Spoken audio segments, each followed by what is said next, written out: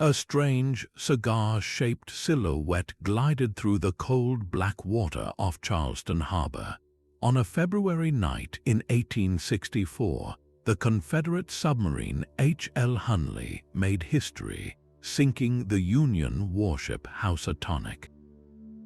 Then it vanished without a trace. The crew and their revolutionary machine simply disappeared into the deep, leaving behind only a ghost story and a monumental mystery. By the end of this journey, you will understand the chilling forensic secrets pulled from the mud that finally explain the crew's silent, eerie fate.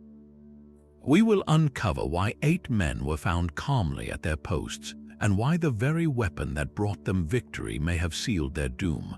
What does it take for a legend to finally give up its darkest truth? Charleston Harbor was under a stranglehold. The Union's naval blockade, a key strategy to cripple the Confederacy, choked off vital supply lines, threatening to starve the South of both weapons and hope. In this climate of desperation, a new kind of weapon was born, not from a vast government arsenal, but from the minds of a few determined men. Among them was a Louisiana lawyer and planter named Horace Lawson Hunley. He was not a military man by trade, but a financier and an inventor, driven by a fervent belief that a vessel operating beneath the waves could break the surface blockade. Alongside engineers James McClintock and Baxter Watson, Hunley poured his own fortune into a radical idea. Their creation was a hand-cranked submersible, a 40-foot iron tube resembling a boiler more than a boat, which they named the Pioneer. It was a start, but it was in Mobile, Alabama, where their vision truly took its infamous shape. The team, with Hunley's backing, built a refined version. This new submarine was sleek and menacing, powered by the sheer muscle of its crew turning a long iron crankshaft. They named it for its patron, the H.L. Hunley. But from its very first moments, the vessel seemed cursed. During a routine test dive in Mobile Bay, the submarine failed to surface. Horace Hunley, who was not even part of that day's crew, raced to the scene. In a frantic rescue attempt, he managed to open a hatch, only to be met with a horrifying sight. The entire crew had perished, their bodies found clustered at the forward hatch, a silent testament to a final, desperate scramble for air that came too late. The submarine was raised, cleaned, and sent to Charleston, where the military saw its potential. Tragedy, however, was a shadow it could not shake. In October of 1863, during a practice dive with a new volunteer crew, the Hunley sank again. This time, Horace Hunley himself was at the helm. He and 7 others vanished into the murk of Charleston Harbor. When the submarine was recovered, the scene was eerily similar. Hunley was found at his commander's station, holding a lantern as if waiting in the dark. The submarine had already killed its namesake and nearly 24 men before it ever saw combat. It was a machine baptized in death, a fact that hung over it like a pall as a new, final crew prepared for a mission that would either redeem its bloody history or complete it. The vessel they volunteered to enter was a masterpiece of terrifying ingenuity. Picture a massive iron boiler, over 40 feet long but less than 4 feet wide at its center, tapering to sharp points at either end. This was not a ship built for comfort or escape, but for a single, violent purpose. Its power came not from steam or coal, but from the raw strength of 8 men. They would sit on a simple wooden bench, packed shoulder to shoulder in the absolute dark, save for the glow of a single candle used to measure oxygen. Their sole job was to turn a long iron crankshaft like a giant hand drill which spun a propeller at the stern. Every mile traveled was paid for in sweat and aching muscle. To dive, the crew would flood 2 iron ballast tanks with seawater, making the heavy craft sink just beneath the waves. Small glass viewports in 2 conning towers, like tiny iron chimneys, allowed the commander and his lieutenant to peer out at the murky world outside. To surface, they would hand-pump the water back out, a laborious and slow process, but the most fearsome part of the Hunley was its weapon. Mounted on a 16-foot wooden pole at the bow was a copper canister filled with 135 pounds of black powder. This was the spar torpedo. The idea was deceptively simple and horrifyingly intimate. The Hunley would submerge, creep up to an enemy ship unseen, and ram this explosive charge into its wooden hull. A trigger line would detonate the bomb as the submarine backed away. In theory, the blast would sink the target while the Hunley escaped the worst of the shockwave. In practice, it meant these men had to guide a floating bomb directly into the side of a warship, then hope they could retreat fast enough. The courage required is almost beyond comprehension. They worked in a cold, dripping iron tube, breathing air that grew staler by the minute, knowing that one wrong move, one leak, or one misfire of their own weapon would turn their vessel into a tomb. They were not just sailors, they were engineers, stokers, and pilots trapped inside the very machine they were trying to control. The night of February 17, 1864 was cold and still, the water of Charleston harbor like dark glass. Aboard the USS Housatonic, a 200-foot sloop of war with 22 guns, the watch was quiet. The blockade duty was monotonous, but the crew was vigilant. Then, just after 8:45 in the evening, a lookout spotted something impossible. A thin, dark object was moving steadily toward them, leaving a faint phosphorescent wake. It was not a ship, it was not a log. It looked, as one sailor would later report, like a porpoise coming to the surface to play. But porpoises do not move in straight lines against the current. The alarm was raised. The Housatonic's crew sprang into action, scrambling to bring their deck guns to bear. They fired musket shots at the strange intruder. They attempted to slip their anchor cable and sail away, but it was too late. The strange object kept coming, relentless and silent.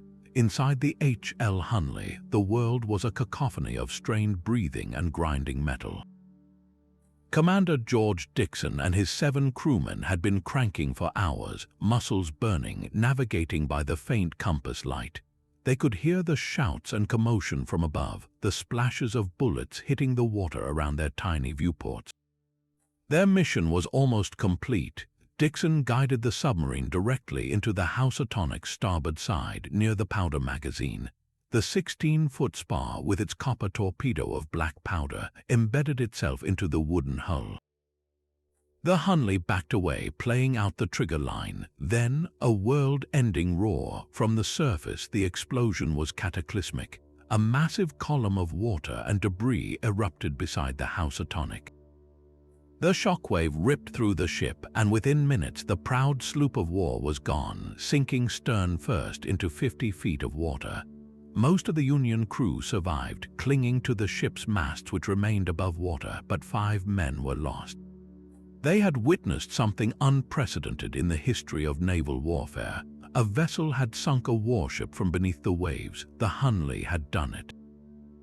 Back on the Confederate shore, sentries waited anxiously at Battery Marshall. They saw the distant flash and heard the muffled boom. And then they saw the agreed-upon signal, a blue calcium lantern light held aloft from the Hunley's small forward tower. It meant success. It meant the crew was alive and returning home. Elation must have swept through the men on the beach. They had proven the doubters wrong. But as minutes turned to an hour and the black expanse of the harbor yielded no shape, that elation curdled into dread. The blue light had been the last anyone ever saw of the H.L. Hunley.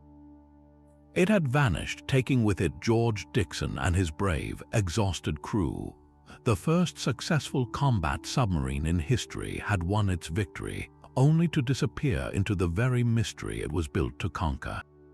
What happened in those dark waters between the triumphant flash of the lantern and the empty, waiting shore? The blue signal lantern flickered and then vanished into the coastal night. On Sullivan's Island, the Confederate soldiers who had witnessed it waited, their initial cheers fading into uneasy silence. The Hunley was overdue. As the first hour stretched into 2, then 3, a cold realization settled over Battery Marshall. Something had gone terribly wrong.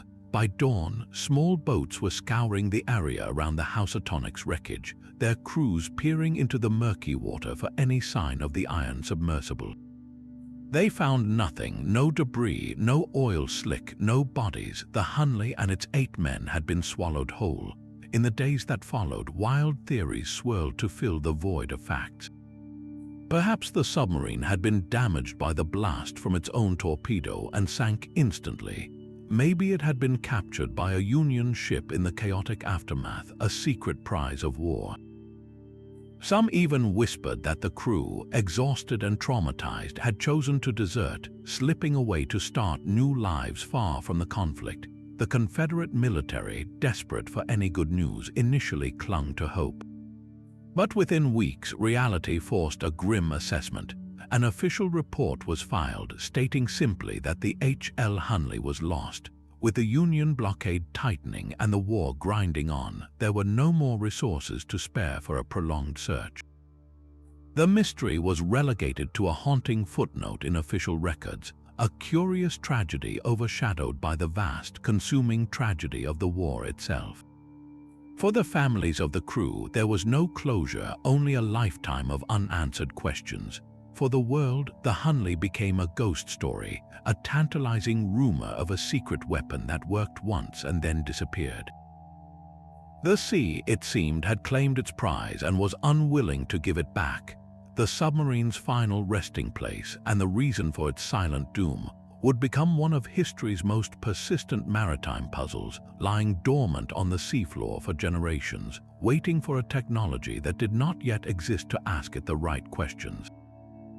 For over a century, the harbor mud kept its secret. The H.L. Hunley was not just lost, it was forgotten, its precise location fading from maps and memory into pure legend. Then, in the late 1980s, a man best known for writing thrilling adventure novels decided to find it. Clive Cussler, the author behind the Dirk Pitt series, was also a passionate maritime historian. His nonprofit, the National Underwater and Marine Agency, had a simple, monumental goal: to locate the wreck of the world's first successful combat submarine. His team began what would become a grueling 15-year quest, scanning the vast, cluttered floor of Charleston Harbor.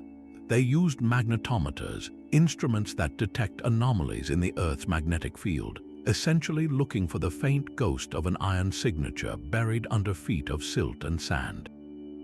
It was a needle in a haystack that also contained countless other shipwrecks, discarded artillery shells, and modern debris.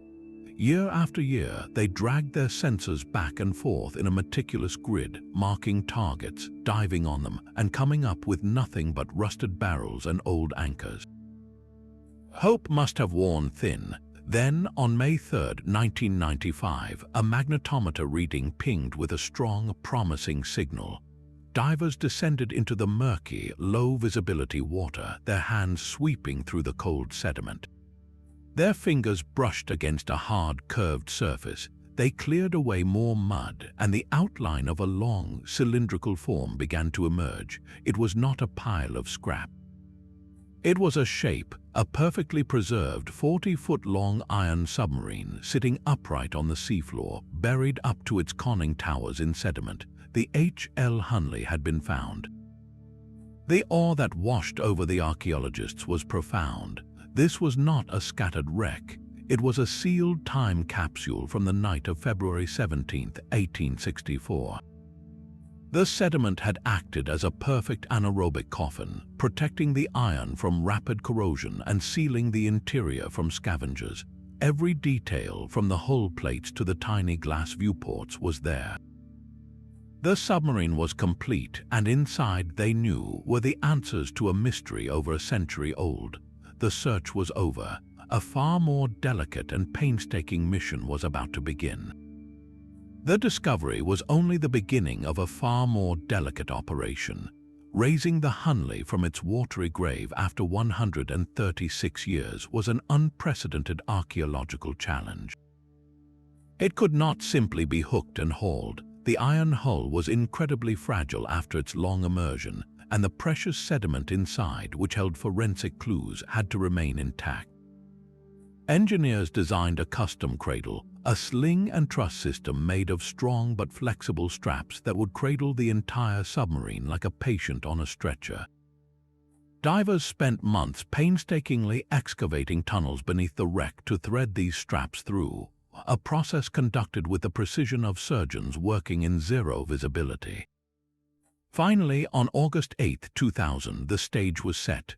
The world watched via live broadcast as a massive crane aboard the recovery barge Carlissa B began its slow, deliberate lift. For hours, the crane's cable tightened, taking up the immense weight. Then, just after 8:30 in the morning, a dark shape broke the surface of the Atlantic for the first time since the Civil War. Water streamed from its iron plates. It was eerie, solemn, and profoundly moving. The Hunley was home. The operation was not over.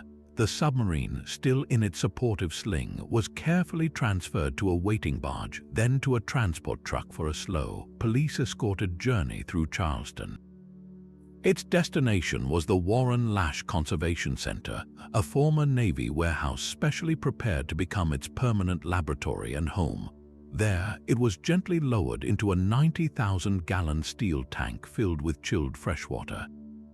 This was not just a holding tank, it was the start of a critical conservation process.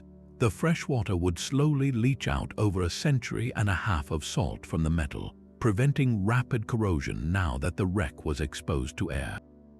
For the scientists waiting, it was a moment of immense anticipation. The submarine was no longer a ghost story or a magnetometer reading. It was a tangible, if silent, witness to history, now sitting safely under lights in a controlled environment.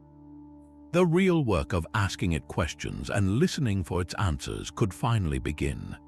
The conservation tank held more than a rusted relic, it held a sealed tomb. For months, archaeologists prepared for the solemn task of entering the Hunley's crew compartment. They built a miniature camera on a flexible arm, a periscope to see into the past without disturbing a single grain of sediment. When they finally guided it through the forward conning tower hatch, the image that flickered onto their monitors was both heartbreaking and deeply puzzling. There were no scenes of chaos. Instead, they saw the complete, articulated skeletons of 8 men, each still seated at his assigned station along the iron crankshaft. The commander, Lieutenant George Dixon, was at his post near the forward viewport. The other 7 were arranged behind him, their bones telling a story of eerie calm. There was no scramble toward the hatches, no pile of bodies indicating a frantic, last-ditch effort to escape. They were found as if they had simply stopped working and then ceased to be. This was the first major clue. It ruled out a catastrophic hull breach or a sudden, drowning flood. The water had entered the submarine slowly after they were already gone. But what could cause 8 men to die simultaneously without a struggle at the very moment of their greatest triumph? The sediment that surrounded them began to yield personal answers. Near Dixon's remains, archaeologists found a $20 gold piece, bent and mangled.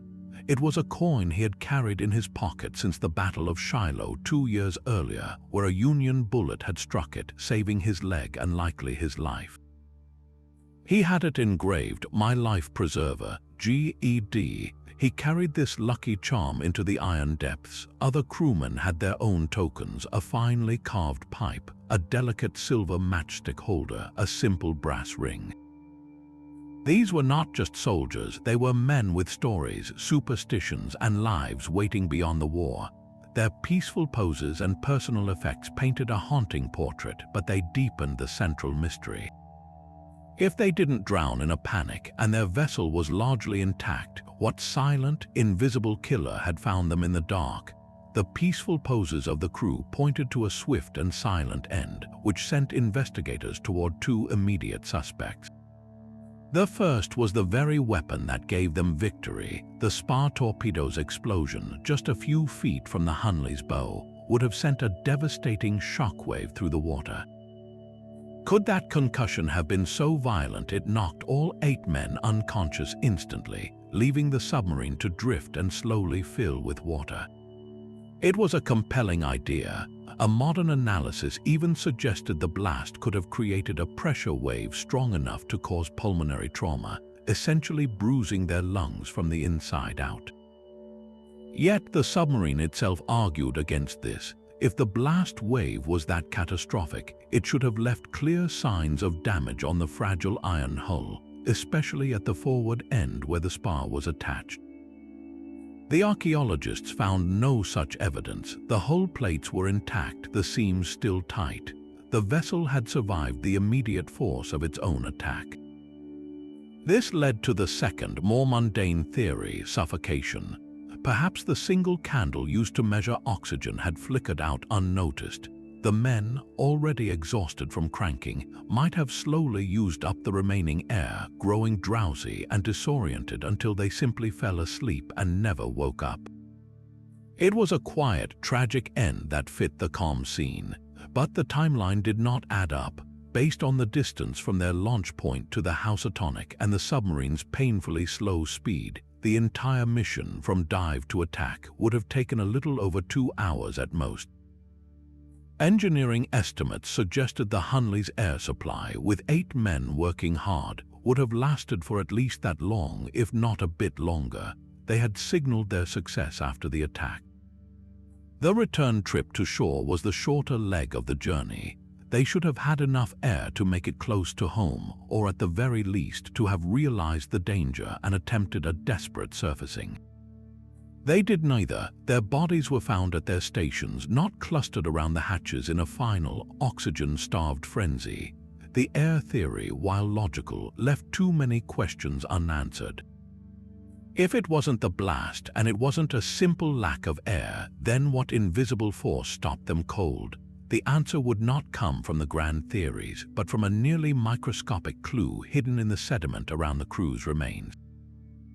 Deep within the submarine, a small mechanical detail told a story of intent.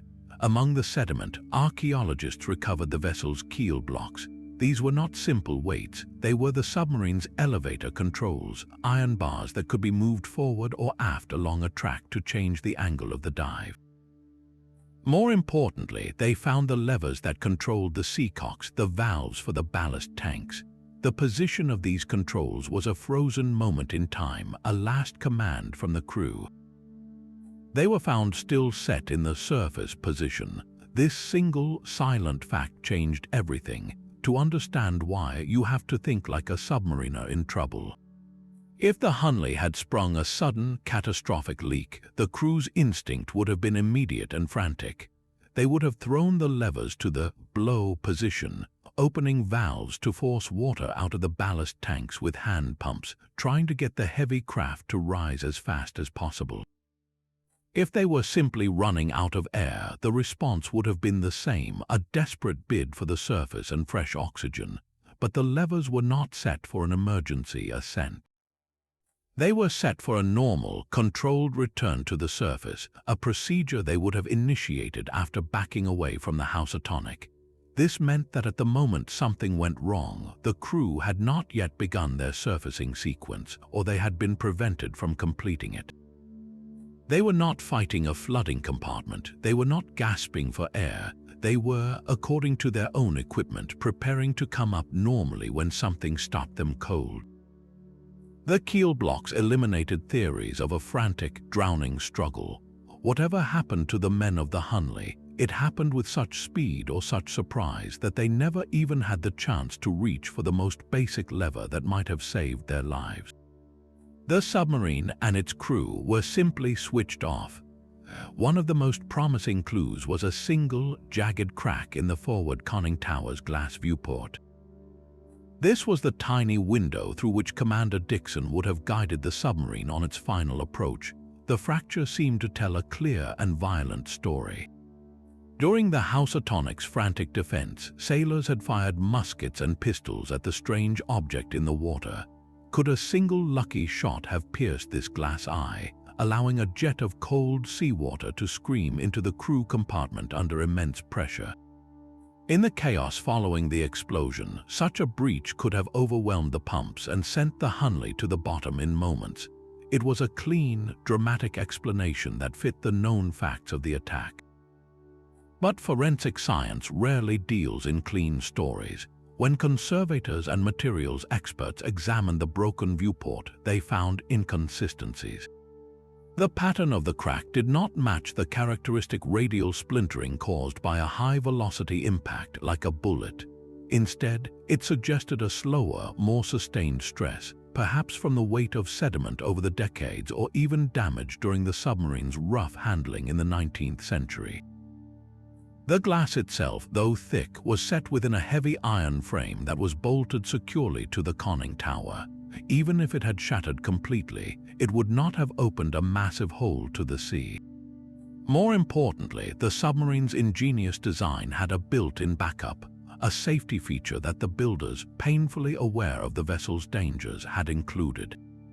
Behind the outer glass viewport was a second watertight iron plate called a deadlight. In an emergency or simply for stealth, the commander could screw this heavy plate shut from the inside, sealing the opening completely.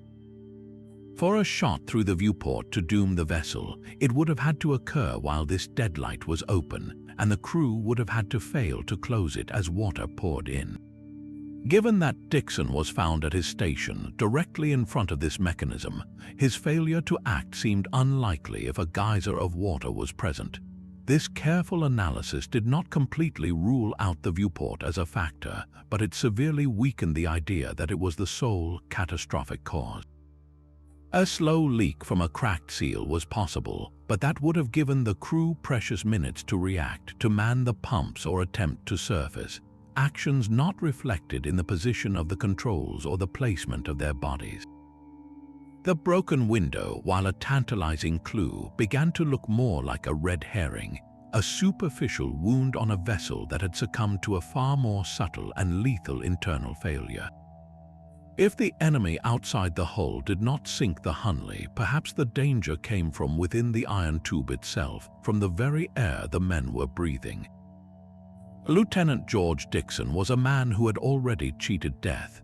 2 years before he stepped into the iron coffin of the Hunley, he fought for the Confederacy at the bloody Battle of Shiloh.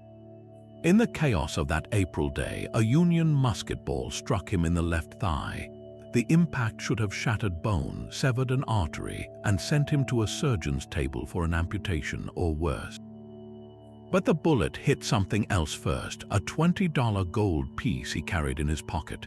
The coin absorbed the blow, bending and mangling around the lead slug, saving his leg and likely his life.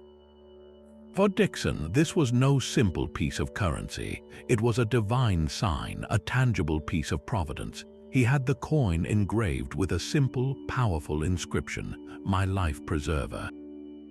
GED. From that day forward, he carried it as a talisman, a physical promise that fate had more in store for him. It was this same coin that archaeologists found in the thick, wet sediment of the submarine, resting near the commander's skeletal remains. The moment of discovery was profoundly moving. Here was not just an artifact, but a man's most personal story, preserved in gold and mud.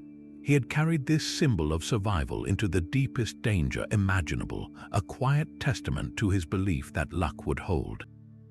And in a terrible twist, it did, but only for a while. The coin that saved him from a battlefield wound could not save him from the silent, mechanical fate that awaited him and his crew in the dark. This small, bent piece of metal does more than connect us to George Dixon. It deepens the central haunting question of the Hunley. Why would a man marked by such extraordinary fortune, guided by such powerful belief, meet such an inexplicable end?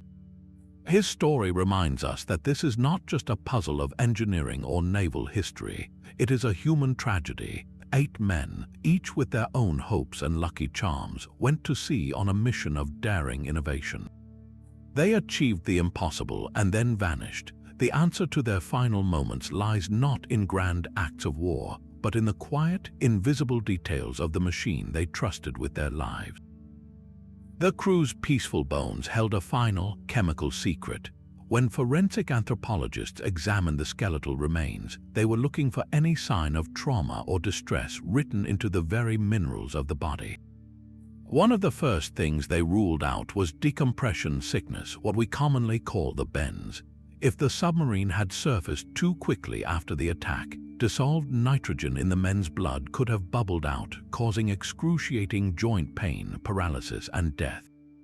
Their careful positioning at their stations argued against this chaotic end, and the bones confirmed it. There were no telltale lesions or damage patterns indicative of that kind of rapid pressure change.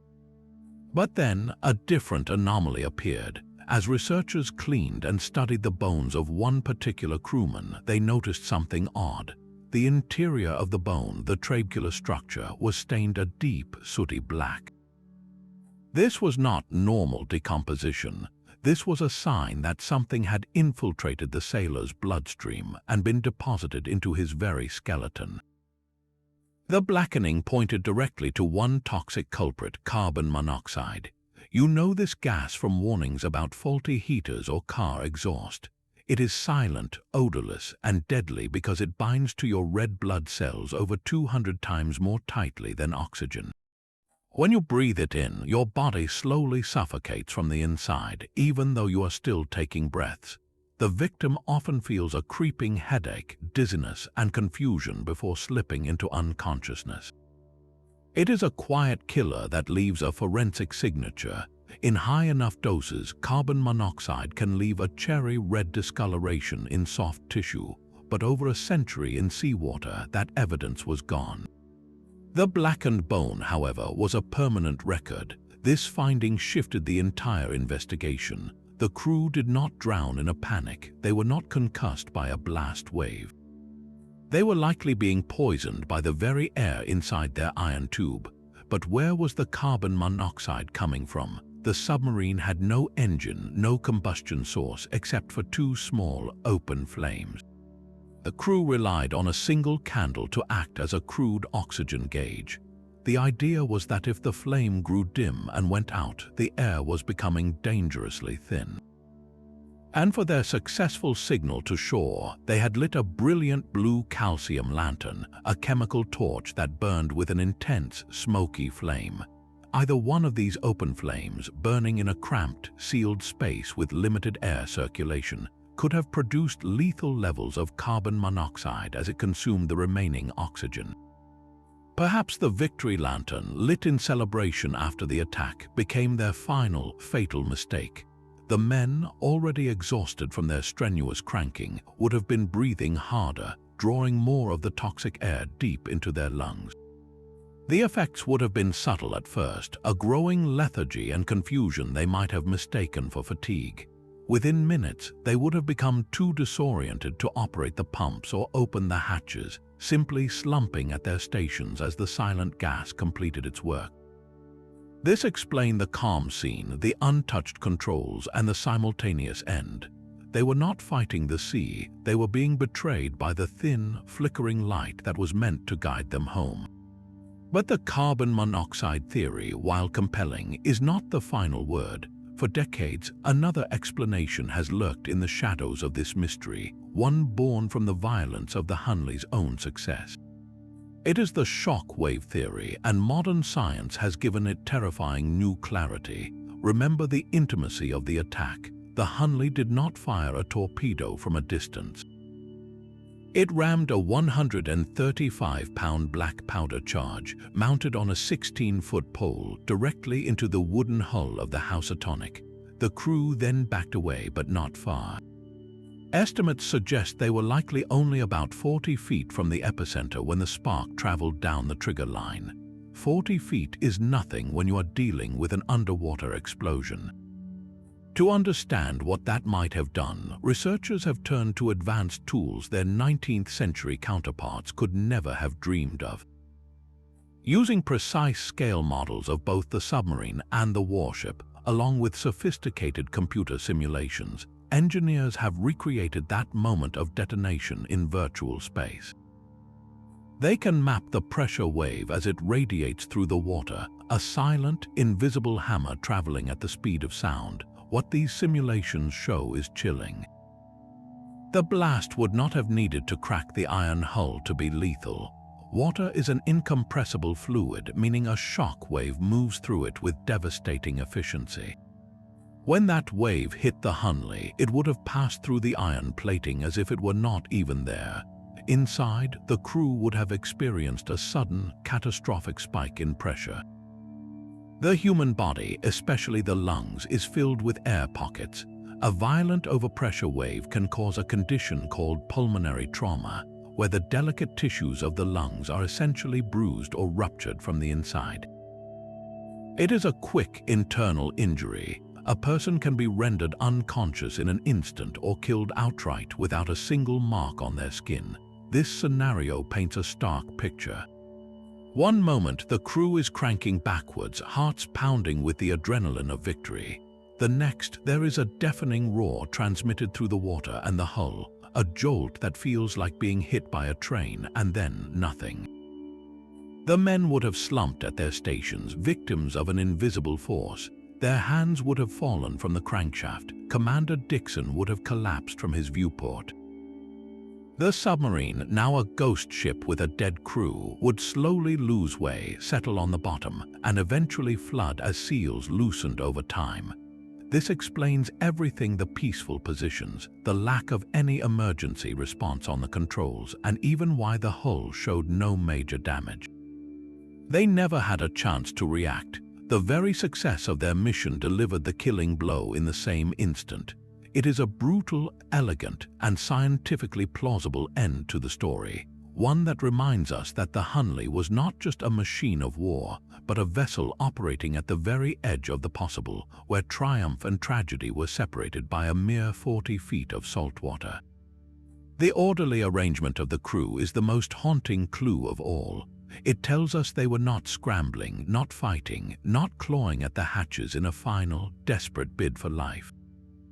They were simply at their posts. To understand this, we have to step inside that iron tube with them, not just as engineers or historians, but as human beings. These were not raw recruits. They were volunteers, men who knew the Hunley's bloody history, who had trained for months in its claustrophobic darkness. They understood the machine's groans and leaks, the rhythm of the crankshaft, the eerie silence that fell when they stopped to listen. They were a team bound by discipline and a shared, terrifying purpose. This training is crucial. In a crisis, people fall back on what they know, on ingrained procedure. If the submarine had begun to flood slowly, their training would have kicked in.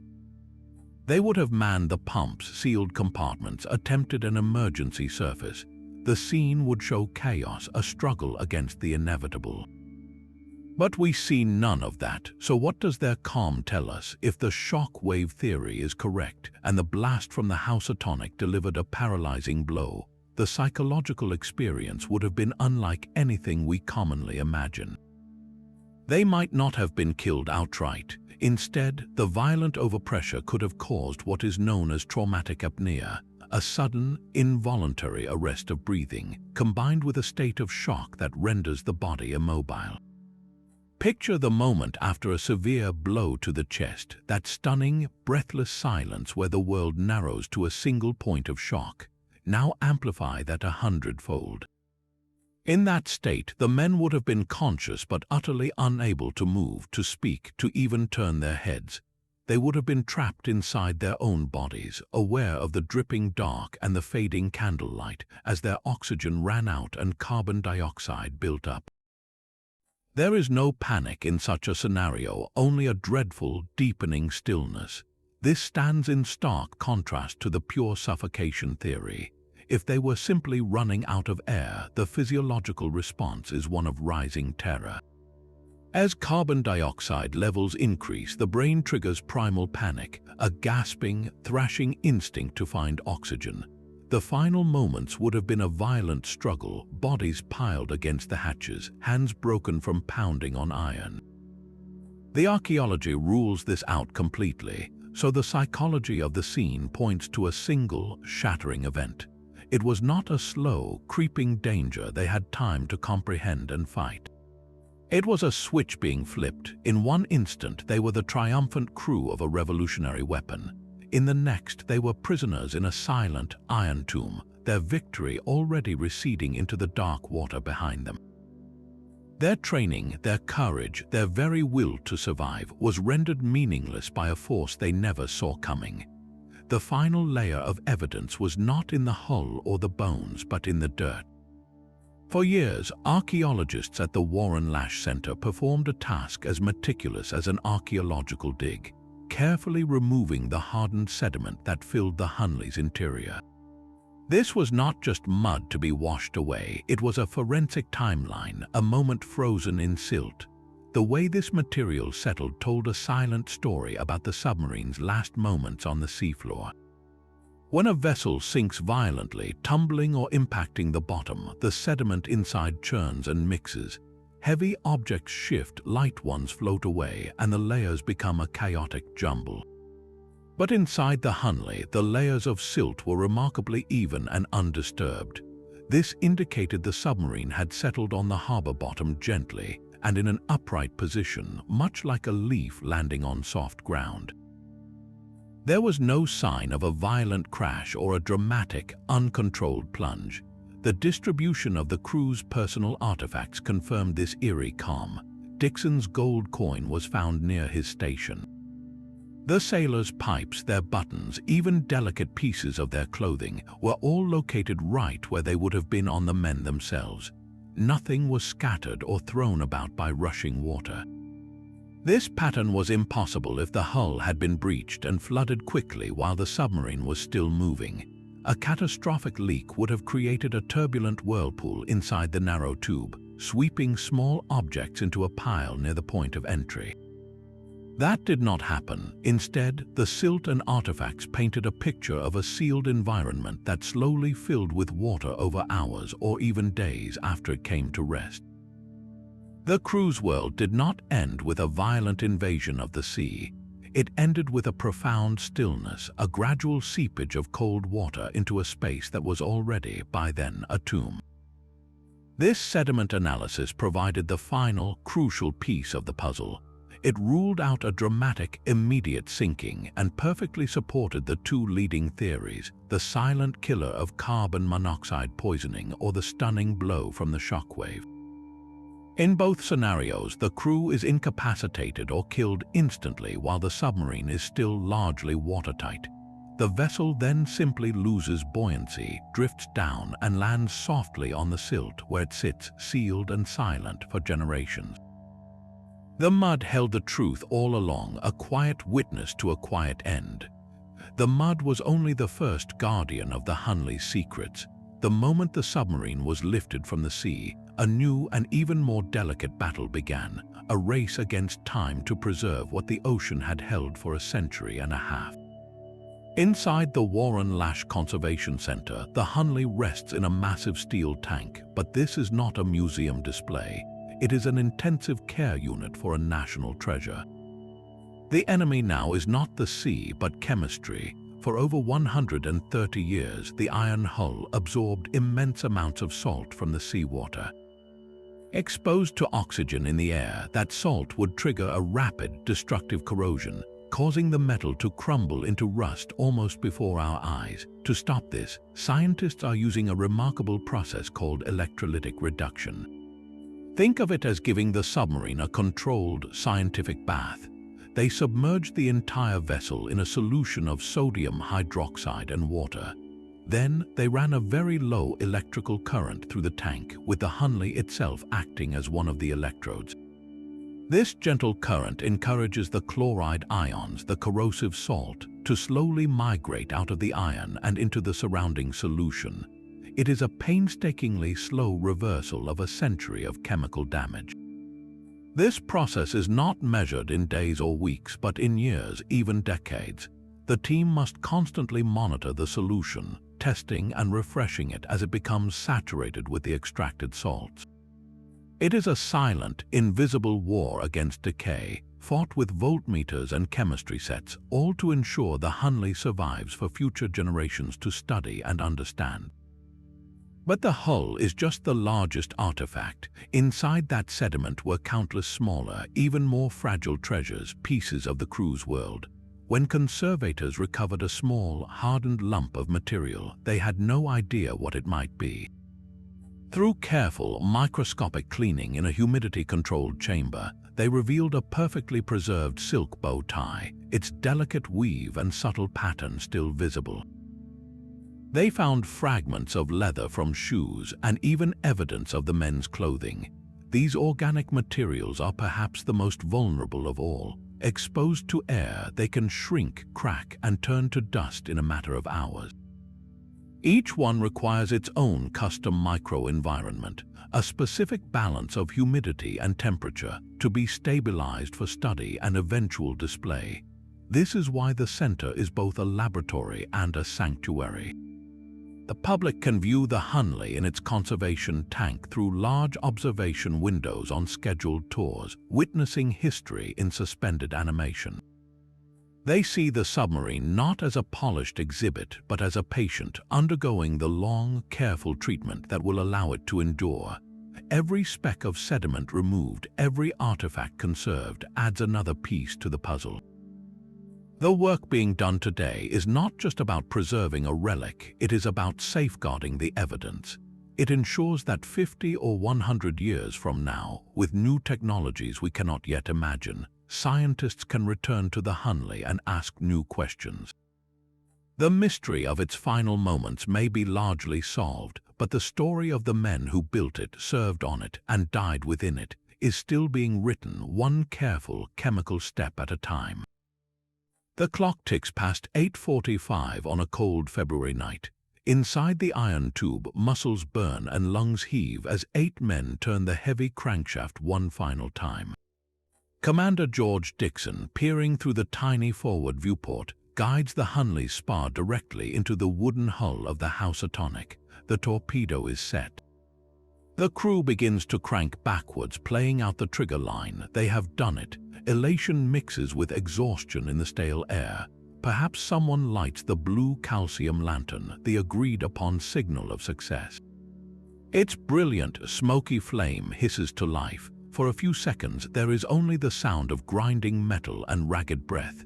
Then the world erupts. A deafening roar, muffled by water and iron, shakes the entire submarine. The successful blast that sinks the Housatonic also delivers an invisible hammer blow to the men inside.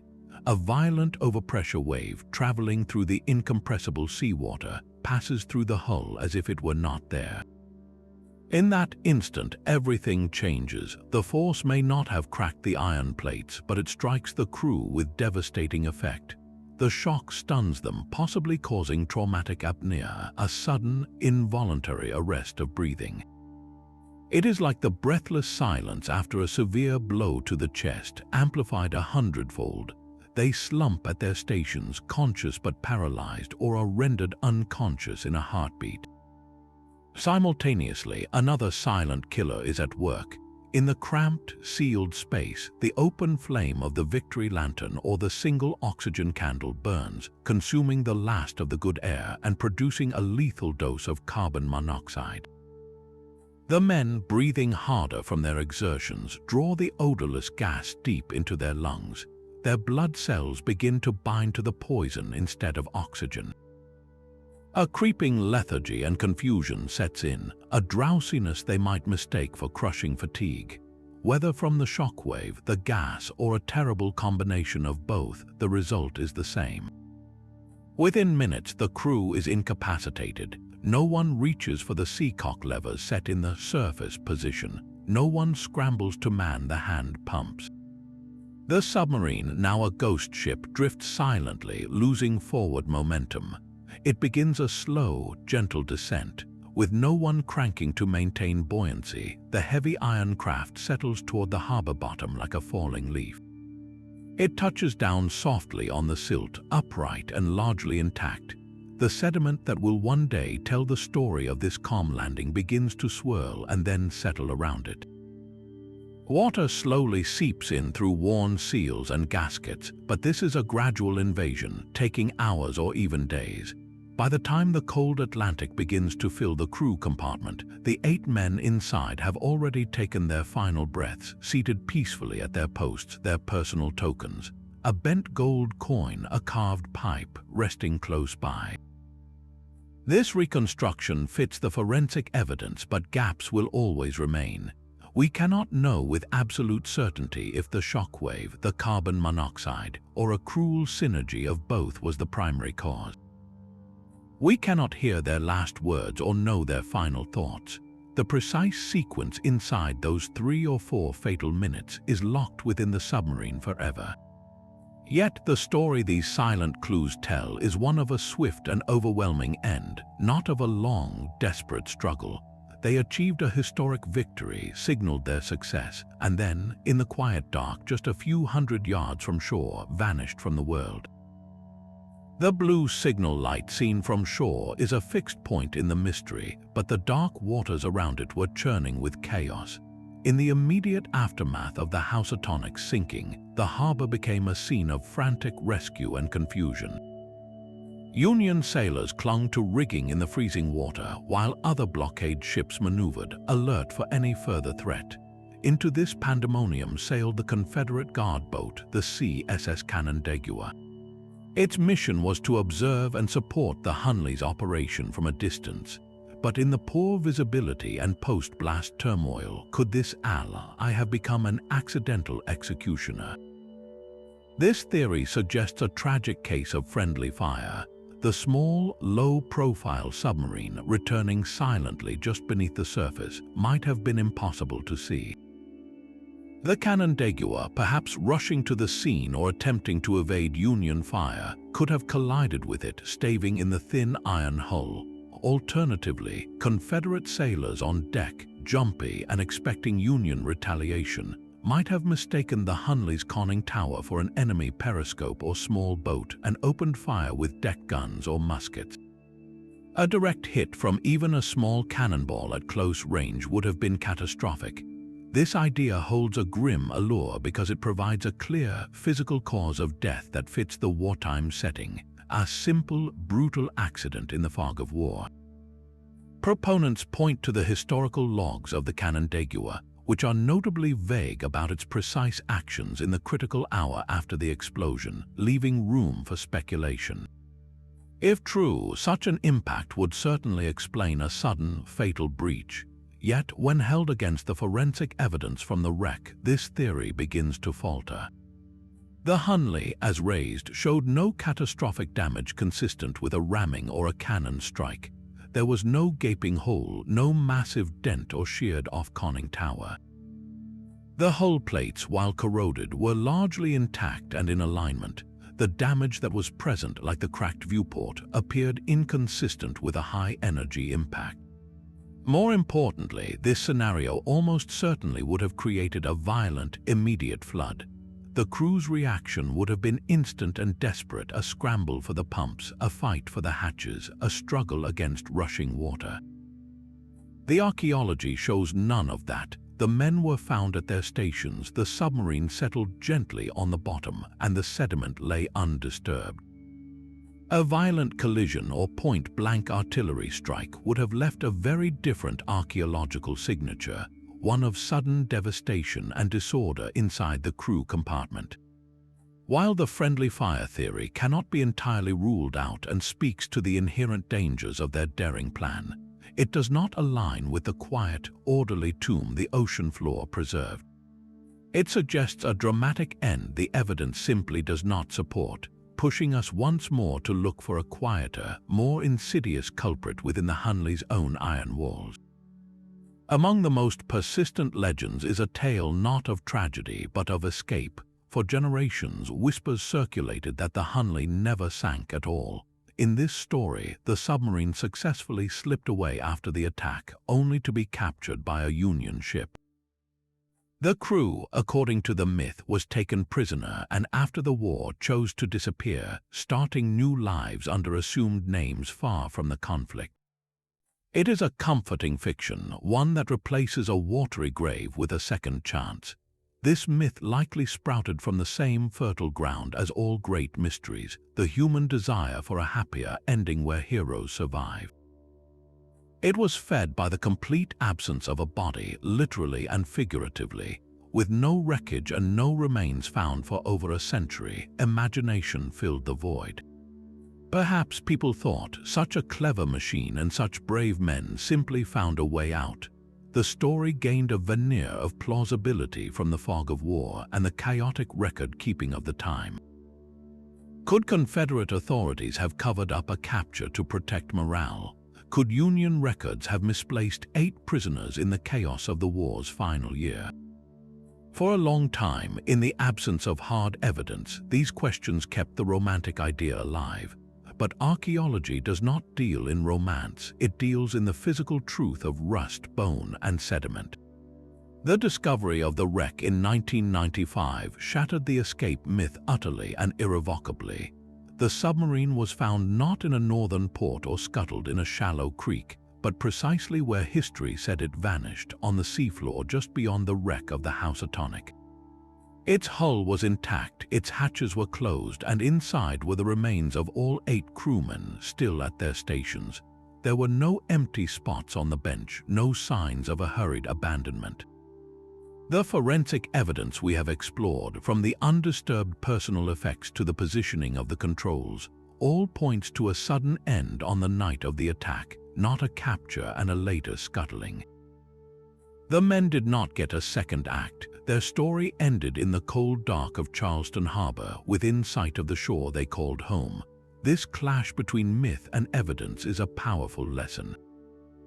Mysteries, especially those wrapped in national pride and human courage, naturally spawn legends. We want our pioneers to have escaped. We want their courage rewarded with life. But the silent, physical truth of the wreck provides a different, more profound answer. It does not offer a happy ending, but it offers a real one. It replaces speculation with certainty, and in doing so, it honors those men not as characters in a folktale, but as real people who made the ultimate sacrifice at the very moment of their triumph. Their final resting place, and the reason for it, is no longer a subject for rumor, but a matter of solemn scientific record. 140 years after they slipped beneath the waves, the 8 men of the Hunley finally came home. On a bright Saturday in April 2004, the city of Charleston stood still. A horse-drawn caisson, the same kind used during the Civil War, carried 8 simple, handcrafted caskets of cypress wood down the city's historic streets.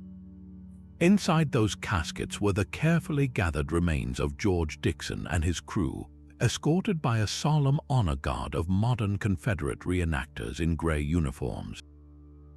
Thousands of people lined the route, many in silent respect, some with tears in their eyes.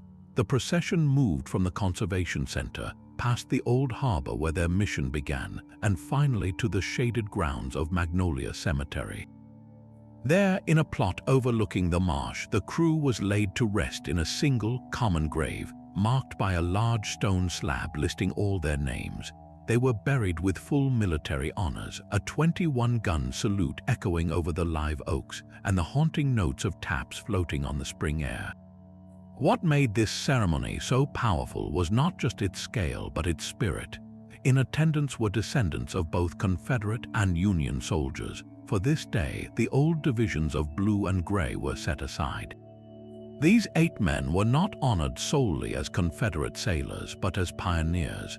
They were recognized as brave individuals who pushed the boundaries of technology and human courage, paying the ultimate price in the process. Their funeral was a national moment of closure, a chance for a country to collectively lay to rest the crew of a vessel that had long been a ghost in its history books. It transformed the Hunley from a mere artifact of war into a profoundly human story, reminding everyone that behind the iron hull and the forensic mystery were 8 sons, brothers, and friends whose long journey had reached a peaceful end. The story of the H.L. Hunley is far more than a footnote in a history book. Its legacy, a potent mix of innovation, mystery, and sacrifice, has seeped deep into our popular imagination. The submarine and its crew have been immortalized in countless documentaries, their tale a natural fit for the screen, where sonar scans and dramatic reenactments bring the dark waters of Charleston Harbor back to life. It has inspired novels, from Clive Cussler's own adventure tales to more solemn historical fiction. each author drawn to the human drama inside that iron tube. The submarine even made a memorable appearance in the film The Hunley, bringing the faces and fears of George Dixon's crew to a wider audience. In these stories, the Hunley is rarely just a machine. It becomes a character itself, a symbol of desperate ingenuity and the profound cost of being first. This cultural footprint speaks to something deeper. The Hunley represents a timeless idea, the human drive to conquer a new frontier, in this case the world beneath the waves, no matter how terrifying the risks.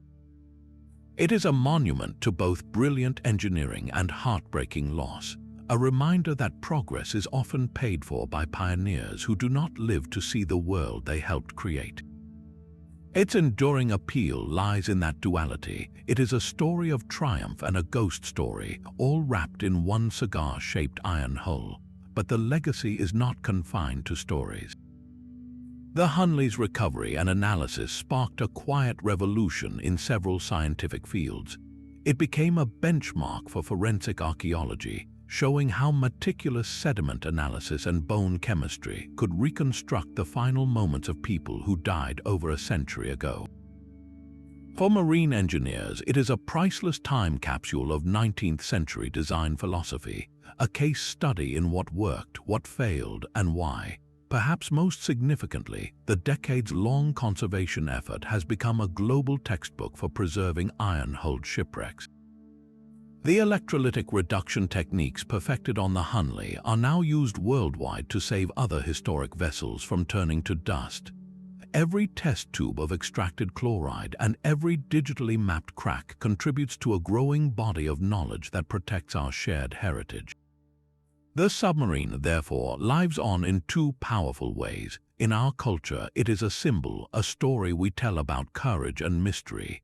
In the laboratory, it is an active participant in science, a teacher that continues to offer new lessons in chemistry, physics, and history.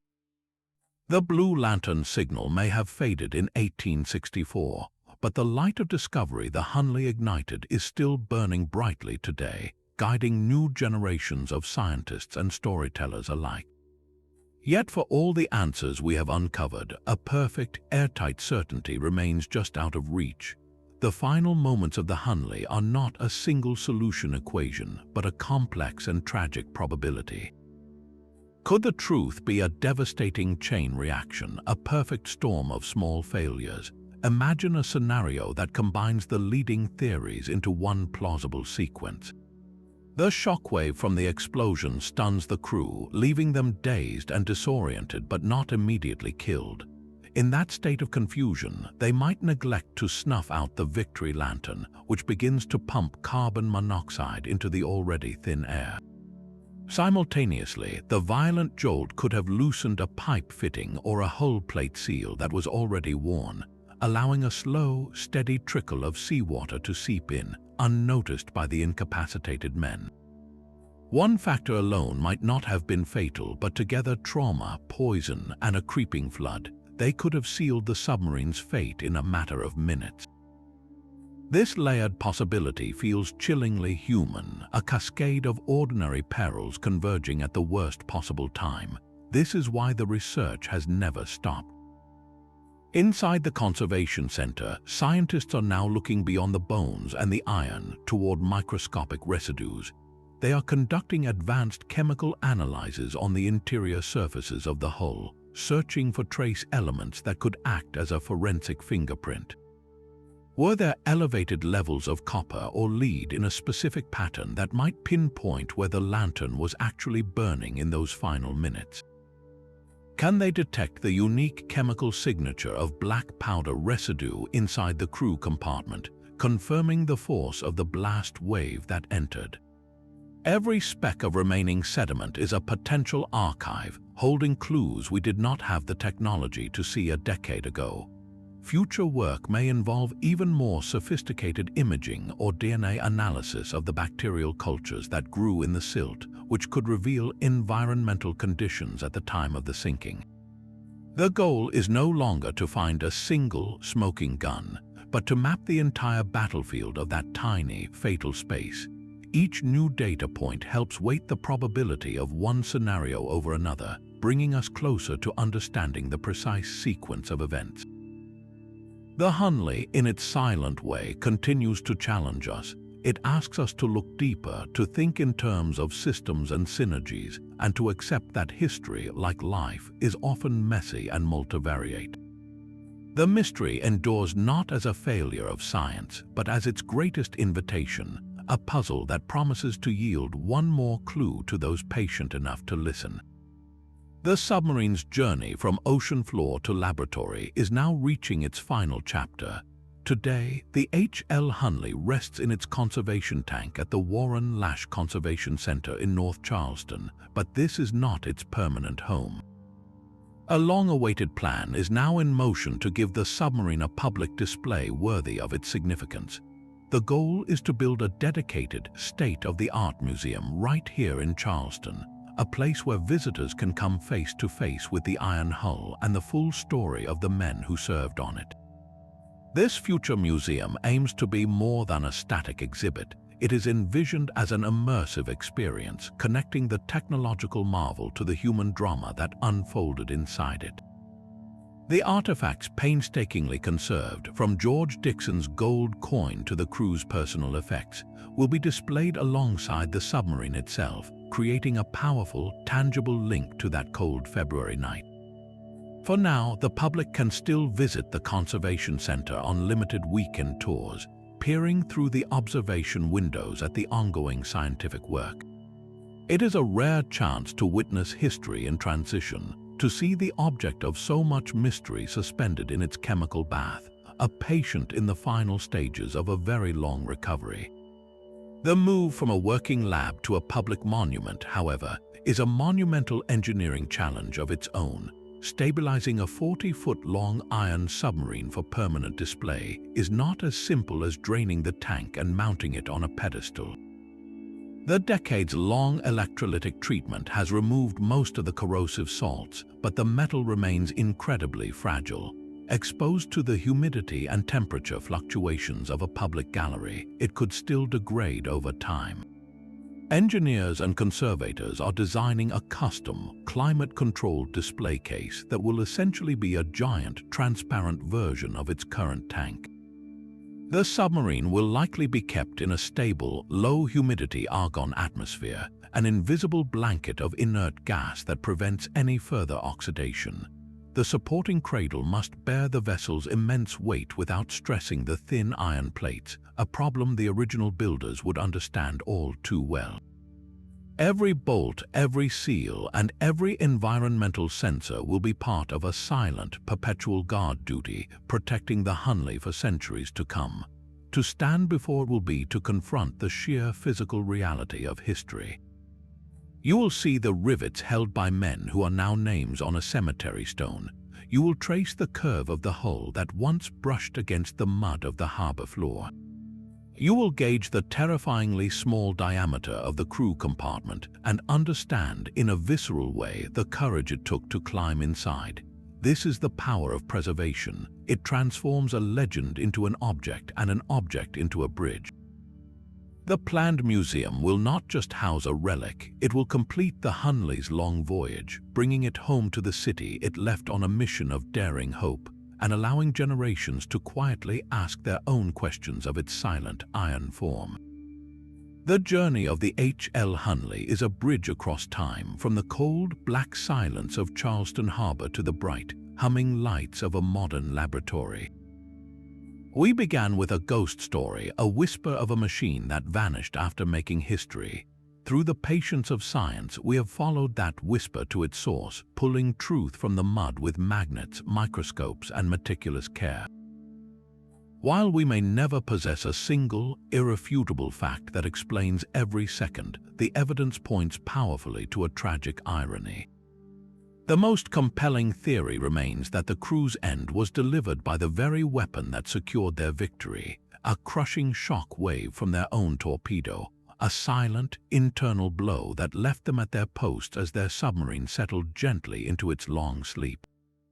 It is a conclusion that feels both scientifically sound and deeply human, a reminder that pioneering courage often walks hand in hand with unforeseen peril.